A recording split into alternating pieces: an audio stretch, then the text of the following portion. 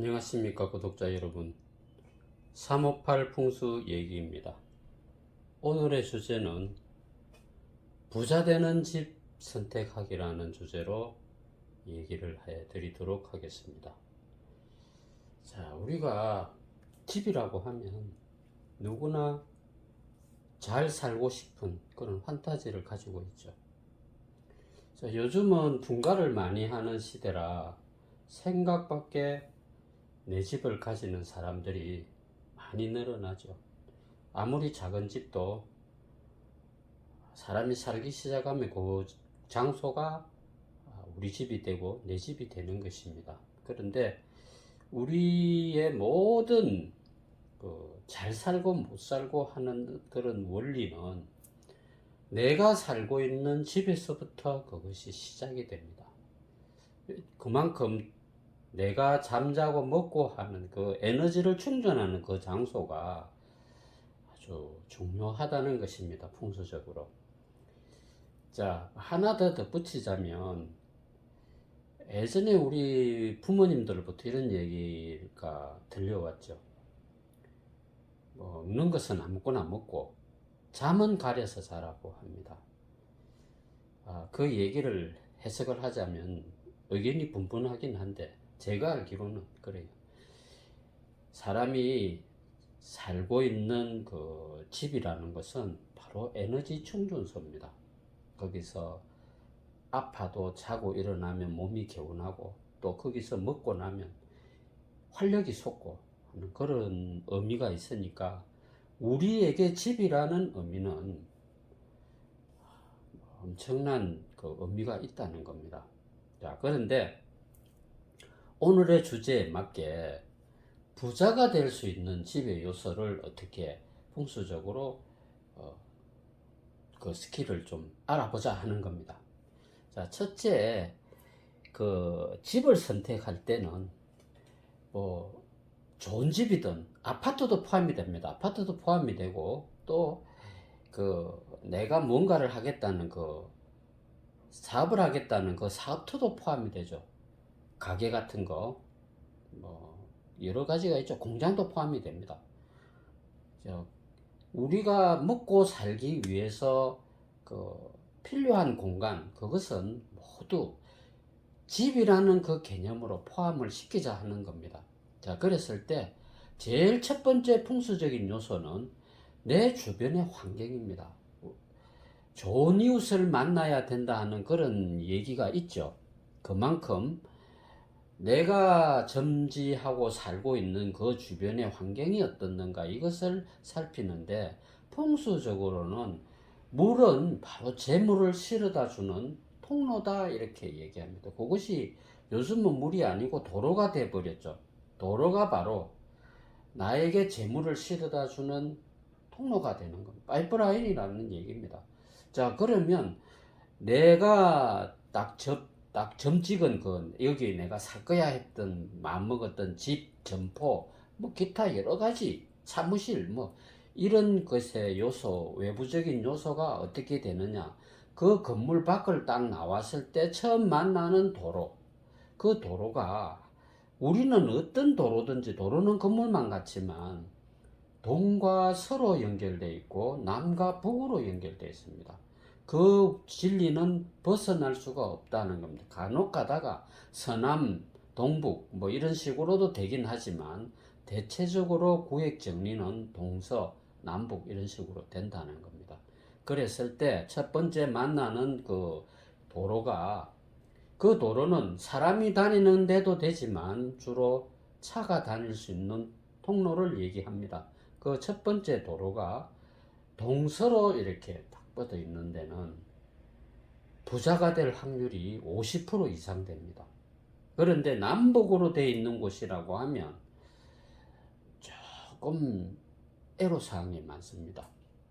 돈을 모으려고 해도 바득바득 해야 된다는 얘기입니다. 그 덤으로 뭐가 붙는 경우가 없다는 겁니다. 자, 이런 게 있죠. 우리가 살면서 뭐 내가 노력도 열심히 하지만 이상하게 주변이 나를 막 도와주는 경우가 있죠. 그건 우리가 한 번씩 배가 잘 풀린다는 얘기도 하는데, 그게 눈에 보이지 않는 덕이고 복이라는 겁니다.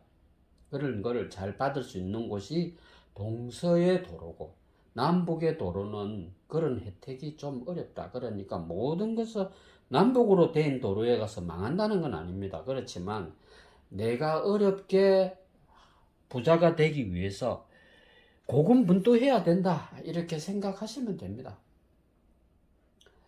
자, 그 다음 요소로 딱 볼 때, 건물 주변을 이렇게 봅니다. 집, 건물, 내가 얻는 사무실, 그 뒤에가 바로 뒷면이 산이나 좀 멀리 있어도 됩니다. 산이나 건물이 받쳐주고 있으면 그나마 안정적입니다.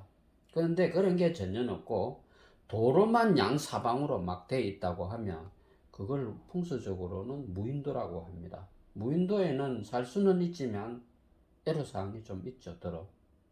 그렇게 체크를 하시면 될 것 같습니다. 그 다음에 이제 한 번 더 체크해야 될 게, 내가 딱 정해놓은 그 집 앞에 바로 문 옆이나 이런데 전봇대가 딱 서 있는 거예요. 그런데 전봇대가 있으면 당연히 전선이 지나가죠.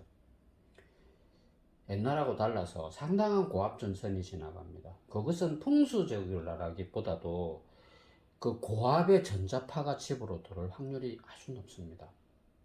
그 전자파라는 것은 그 전자파가 눈에 보이질 않죠. 그래서 풍수에서나 우리 그 역학에서 하는 얘기가, 전자파는 모두 귀신의 파동으로 봅니다. 뭐 귀신이라 해가지고 막 피 흘리는 이 고스트 개념이 아니라, 그 전자파의 그 파장이나 그러한 그 주파수의 원리가 우리 건강을 많이 해친다, 신경을 거슬리게 한다는 겁니다. 그래서 전자파라는 것은 귀신의 작용으로 봅니다. 1층은 조금 무딘데 2층, 3층에 건물을 얻어놨을 때 딱 창문을 열고 봤는데 벽 바로 옆으로 그 고압선 같은 게 지나가고 있으면 그 자리는 좀 흉지가 될 가능성이 큽니다. 거기서 발복한다는 것은 좀 어렵습니다. 왜냐하면 우리 신경을 막 자극하는 그 외부의 전자파가 굉장히 세게 들어옵니다. 그래서 그것은 그 내가 부자가 될 수 있는 집의 조건을 살필 때 한번 참조해 보라는 얘기입니다. 자, 그 다음에 그 집 안으로 우리가 들어오게 됩니다. 집 안으로 들어올 때 현관문 앞에 문을 탁 열고 딱 써보는 겁니다. 썼을 때 내가 여자라고 하면, 자, 우리가 음양을 구분할 때 왼쪽은 주로 양의 기운이라서 남자를 얘기합니다. 오른쪽은 음의 기운이라서 여자의 기운을 얘기하죠. 내가 여자라면 왼쪽에 공간이 좀 많이 있다 이러면 어떻습니까? 음양의 조화가 잘 맞겠죠. 만약에 내가 남자라면 오른쪽에 공간이 좀 많다, 여유 공간이 많고 활용도가 있다 이러면 그 음양의 조화가 맞다는 거죠. 다시 설명을 드리자면, 내가 여자인데 오른쪽 공간이 넓은 거예요. 그러면 음과 음이 겹치는 형상이 되죠. 그럴 때는 그다지 좋지 않다, 이렇게 얘기를 합니다. 주제는 뭐냐? 부자가 되는 집 선택학입니다. 그 기준으로 본다면 원룸이든 쓰리룸이든 상관없습니다. 그것을 반드시 봐야 된다, 그 말씀을 드리고요. 그 다음에 그냥 우리가 전례적으로 전해지는 그 지혜입니다. 집은 채광이 잘 돼야 됩니다. 어쨌든 밝아야 되죠. 채광이 잘 돼야 되고, 그 햇살이 강하게 내리쬐다 하면 그 부분이 바로 우리가 보는 향이 됩니다. 바라보는 곳이 된다, 이렇게 되죠. 그 다음 요소는 환기가 잘 되는지를 봐야 되죠. 만약에 환기가 잘 되지 않고 무슨 냄새 같은 게 배어 있다든지 한다면, 그 집을 어쩔 수 없이 들어가야 된다면 반드시 환풍기 설치를 해야 되고 환풍기 교체를 해야 된다, 이 말씀을 드립니다. 그리고 집이 왠지 모르게 좀 어둡다, 이런 느낌이 들면 반드시 와트수를 높이는 조명을 꼭 설치해야 됩니다. 집은 불을 탁 켰을 때 환하게 밝아야 합니다. 자, 우리가 생각하지도 못한 돈이 들어오면 어떻습니까? 와, 와 하죠. 그 원리랑 같은 겁니다. 자, 그래서 부자가 되는 집을 선택하거나 간단하게 만들 수 있는 그 방법, 그것은 금방 말씀드린 그대로만 체크하시면 부자가 되는 지름길이 70% 이상 상승을 합니다. 그래서 다른 거 다 필요 없고 제가 전해드린 거 아주 간단한 그것만 잘 체크하시면 부자가 될 수 있는 것입니다. 여기서 부자가 되는 집을 선택하는 방법에 대한 것을 전해드렸습니다. 감사합니다.